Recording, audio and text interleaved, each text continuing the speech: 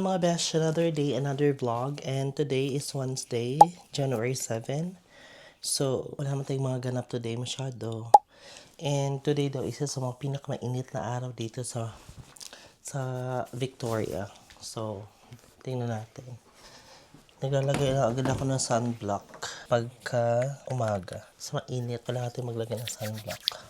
Ugaliin natin maglagay ng sunblock para kahit morena na tayo, hindi naman damage yung skin. Sunblock is light. Mas kasi sunblock din ako kahit nasa bahay. Para kahit umitim tayo, hindi tayo yung burnt na burnt. Sunog na sunog. Ang sunblock ko na gamit is si CeraVe. Hindi siya malagkit. Yun. So, yeah. Today, samahan niyo ako mag-breakfast. Then, let's see what happens next. Update ko na lang kayo later. Medyo paus ako kasi malat. Okay? See you. Bye! Buksan natin yung blinds natin. So, umaga na. 97 na dito. Yan, maliwanag na. Tingnan nyo. Diba? Araw na agad. Walang hangin. Ganyan yung observation ko dito. Pag may araw na walang hangin, mainit yan all throughout the day. Kaya good luck. Buti na lang centralize yung aircon dito sa bahay. Happy Wednesday, mga beshi. Tara, tayo. Coffee, 7 in the morning. Ibaba muna natin yung mga blinds. Taas pala. Taas. Hindi ibaba. Kagising lang talaga. Good morning mga besh. Yan. 7 na. 7. Mga magkakabit ng aircon dito sa bahay. Tingnan natin. Dito na sila. Andito na yung mga gumagawa sa bahay. Yan sila. So gagawin nila na, lalagyan nila ng isang aircon doon sa may lounge area. Para mas malamig. Isang init dito. Pag mainit talaga dito, sobrang init. Umabot ng 40 to 45 degrees. As in, ang init. Like, walang hangin, ganun. Pero mamaya pa init. Like, mga 2 p.m. onwards. Ganun kainit dito. Ayan. Hello mga bash. It's 9 in the morning here. We're gonna feed the chicken. Nakabota ako. Mag-feed tayo ng mga chicken. Ang daming birds. Pakainin natin ang mga manok habang hindi pa mainit. Kasi mainit today. Yan, yung mga goats din. Sumisilong din sila dito. Binubuli ng mga aso yung mga kambing. Luna! Molly! Let's go. Pakain. Yan na. Susugod na sila. Yan na. Yan sila. Here. Yan sila. Kinalat niyo yung mga pagkain. Yan yung mga pagkain nila. Ito, natatakot ako dito sa mga mga roosters. Ay, paano ba ito buksan? Ito, kasi ang lalaki. Baka tukain ako. Parang hindi naman. Though marami naman nakakalat nga lang. May water pa naman sila. So okay pa yan. They will survive. Ito po ang buhay sa Australia. Sa mga nag-aakalang madaling kumita ng pera dito, yung mga hingi lang ng hingi, magtrabaho kayo, mga charo. Yan. So marami na silang mga dito, mga chicken, may mga goats din. Yan. Ganyan lang. Ganito ang buhay sa Australia. Diyan lang kayo. Magkukuha ako ng mga eggs. Tingnan natin kung may mga eggs. 1. Meron dito kaso nakalimlim pa siya. Ayoko naman pakialaman. May tukain ako. Next. Ito, isa pa lang. Dito tayo next. Wala. Ito wala din. Dito tayo dito. Isa lang yung egg natin today. Marami na kami nakuha kahapon. Isa lang yung egg. Tara, punta na tayo na mainit. Ito yung mga goats. Kumakain din naman sila ng mga pellets. Ito. Tapos may mga damo naman dito. Yan. Yan sila. 4. Yan. Tapos na natin silang mapakain. Yan. Marami silang foods. Yung mga tira-tirang pagkain, kinakain din ng mga manok yun eh. Tapos may mga pellets. Yan. Perfect. Yan. Hanggang doon sa likod yan. Yung property. Kaso ang init. Ano pa lang. Na umaga. Mainit na. Kasi nga mainit daw today. So bye muna mga manok. Mga bibe. Bye. Nagigets ba nila ako? Mga Englishera to eh. Mga Aussie accents. Tara, balik na tayo. Luna! Tinatahulan niya yung mga sheep doon sa kabila. Come here. Luna! What are you doing? Si Asha tsaka si Lay. Tumambay sila doon sa trampoline. Ang ganda. Sarap mag-swimming kaso ang init pa. Mamaya na. Pag nag-swimming ka dyan, tosta ka talaga. Literally tostado.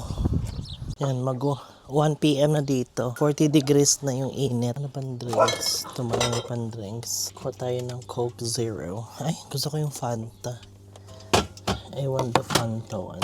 Ito. Masarap to eh. Tara. So hot! So hot! No, maybe later. It's too hot. Yeah, I think it was later. Oh, say hi to the vlog. Lele is the darkest. Chuck him in the pit. He might have to babysit. Good luck.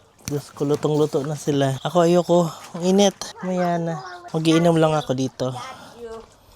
Itong Kirk's Zero Sugar. Diyos ko. Bumalik na ako dito sa loob. Mainit sa labas. Alauna na dito. Diyos ko, tingnan natin yung weather forecast. Pumasok ako sa loob kasi naka-aircon. Malamig.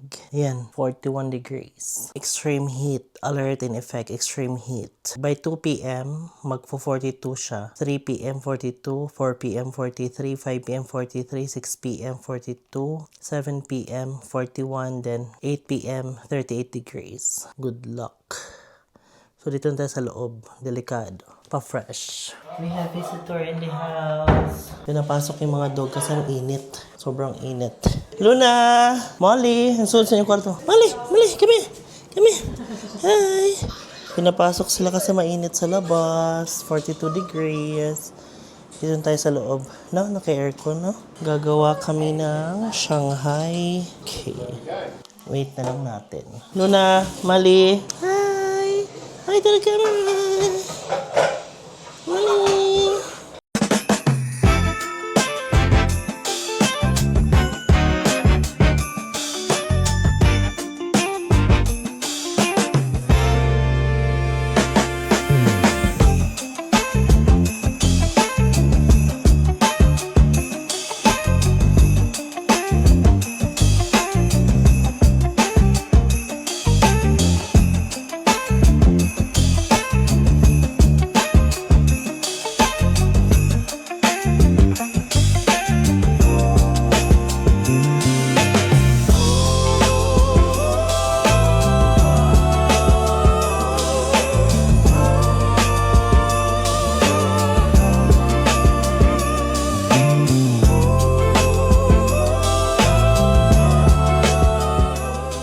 Grabe yung init sa labas. Sinipon ako.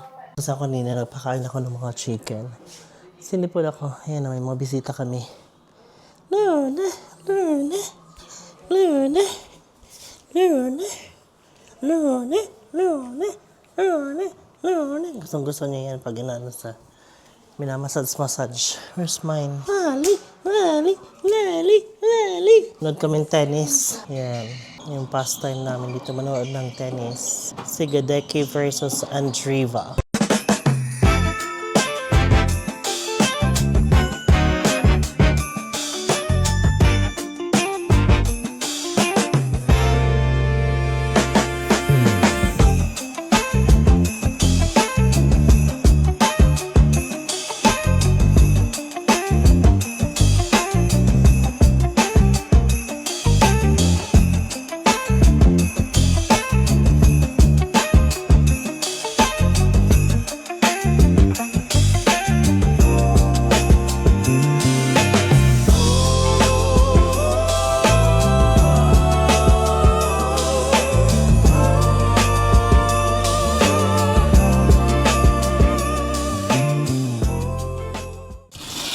Hahanap tayo ng wine. Ubus na yung wine. Ayun.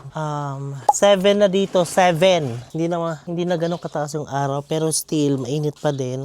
Punta tayo dito sa fridge. Marami silang fridge eh. Tingin tayo ng iba pang wine. This one, alcohol. Ay, kay mother to eh. Nahanap ko yung to Baileys. So, paano ba to? Iba naman to. Ubus na yung ano ko. Yung Moscato ko. Let's check. Wala na.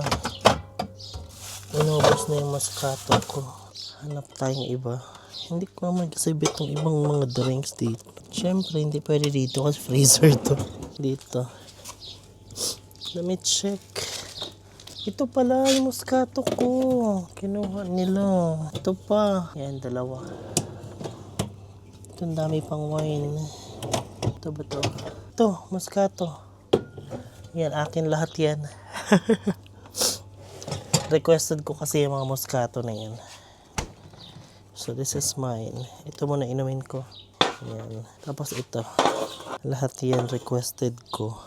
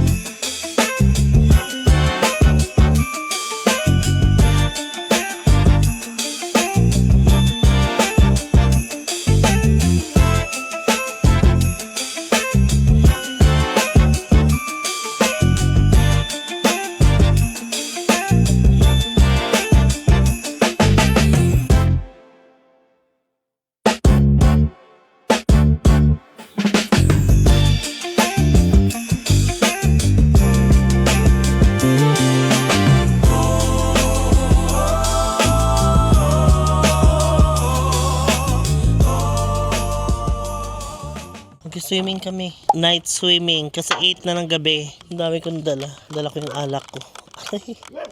Warm naman yung water. Tsaka wala. May araw pa naman pero yun. Very ano na lang siya. Very light. Mag-swimming kami. Night swimming. Lapag ko yung alak ko. Ang camera. Init. Mainit pa rin yung araw. Alas 8 na ng gabi.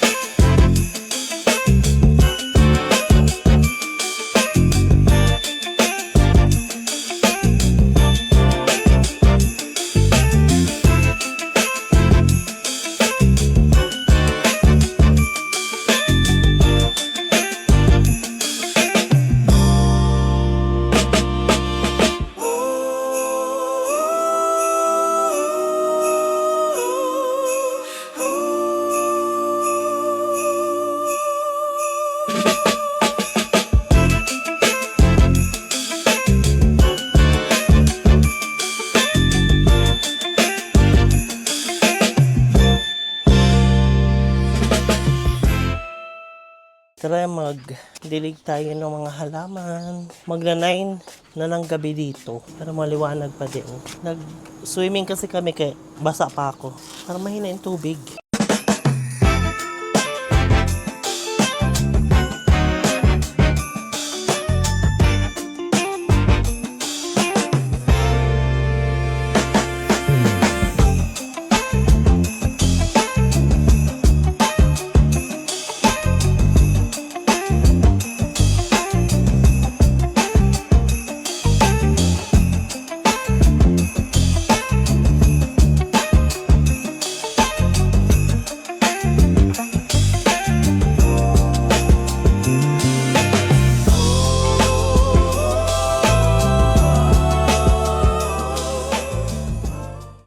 Try natin ng with rice. Kasi may bread siya. So we try it. Sa akin with rice. Because rice is life. How is it? Sorry? How is it? It's okay. How is it? It's so good. So good? Okay, let me try it. Have you eaten the rice? Masarap. It's nice. When they said buttered chicken, I thought like the usual buttered chicken. So this is that's the buttered chicken, and this one is, I don't know, what is this? Probably the good butter chicken. This country is built on diversity, on fairness, on respect. How is that? Everyone deserves to feel safe. We're having some Indian food tonight with the kids. It's time to stand up to hate. First time ko mag-try nito. Masarap naman siya. I like the beef. Chinry ko yung rice with a curry beef something. Yeah, you can It's good. So this time I will try the naan bread with the curry. Reading actually very happy with their performance there, coming to Optus, knowing it can be quite challenging to get a form of only won 2 out of 10 games here as well. In the black fridge, I bought it. The bread is nice, right? Sarap yung bread. Mas masarap yung bread pag i-partner compared sa rice. I thought, why? The beef is so hard. It's the bone. Well, one person ate. Quite messy, but it's nice. Sarap yung bread. We're having olives. How is that? Nice. But hopefully it's not too juicy, bro. Goat, sorry. We're having goat curry, chicken, and olives. Is it empty? Sarap. Busog. Dami ko pang food. Lami siya sa pan. Mas gana ko sa pan compared sa rice. Sinausaw ko. Sarap. Akala ko beef. Kambing daw. It's nice. I had enough. Busog na ako. Tapos ito, masarap itong Pepsi Zero Sugar. This is my first time trying Indian food. Masarap naman. Tinanong ko kung malinis ba ito. Malinis daw kasi sa harap daw nila ginagawa. Yung take away lang kasi kami for dinner. Maanghang siya pero tolerable naman yung anghang. Kain. Sarap. Sarap. Malasa siya. Pasok siya sa pihikang panglasa ng mga Pinoy. Hello mga besh! It's 11 in the evening na here. So, nagbalot lang kami ng Shanghai kasi may mga bisita kami bukas. Tapos malalagay na ako ng mga serum. Tutulog na ako. So ayun, ano na kami. Wala kami masyadong ganap today. Nag-swimming kami kanina ng dalawa na Jane. Mga gabi na. Isang diliting halaman. Nag-Indian food for dinner. Kasi sabi ko, hindi pa ako nakatry ng Indian food. So, ayun. Order kami. Take away. Sarap naman siya. So, ayun. Tatapusin ko na ang vlog na to. So, sa susunod, ilang araw na lang ako dito sa Australia. So, I'm counting the days na. So, uwi na tayo ng Philippines. Back to reality. So, ayun. Please continue to support me by following my social media accounts, not just my YouTube channel. Pag hindi pa kayo nakapag-subscribe sa aking YouTube channel, subscribe na kayo. Malaking tulong na sa akin yun. Okay? So, yeah. Bye na. Good night. Nantok na ako. 11 na dito. See you soon. Bye, mga beshies.